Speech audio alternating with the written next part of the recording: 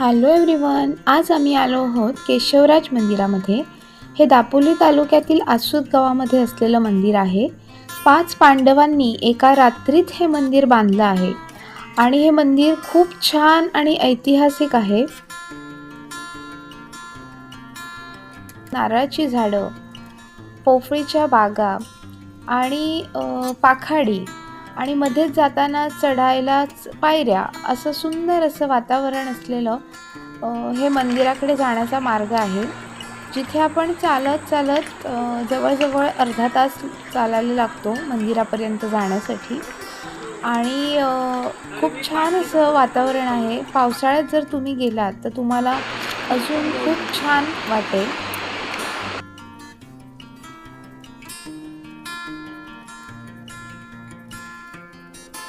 मंदिराकडे जाताना असा एक छोटासा पूल लागतो, जो आधी लाकडापासून बनवलेला होता, पण आता कन्स्ट्रक्शन करून मोठा असा पूल बांधलेला आहे। खालून सुंदर अशी नदी वाहते।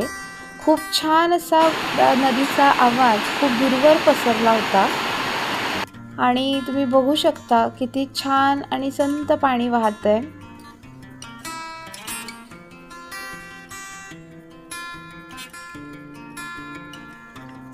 पुलाच्या वरतून गेल्यावर सुद्धा खाली बघायला खूप छान वाटतंय। पाणी एकदम मस्त दोन्ही साईडून वाहतंय। आजूबाजूला छान अशी झाडं, नारळाच्या आणि पोफळीच्या बागा आणि मस्त असं अगदी अभयारण्य असल्यासारखं वाटतं।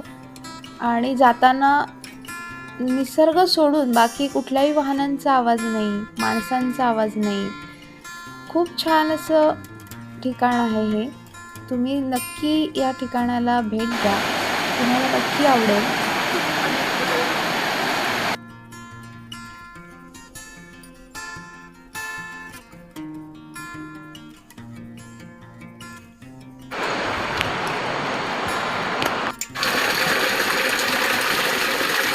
वरच्या ठिकाणी खूप छान असा 12माही वाहणारा झरा आहे आणि त्याच्यातून 12 महिने पाणी येतच असतं आणि ते खूप फोर्सने येत असतं। कधीही पाणी कमी येत नाही। तुम्ही बघू शकता, झूम केलंय मी, तिथून तो झरा येतोय हळूहळू आणि पाणी खाली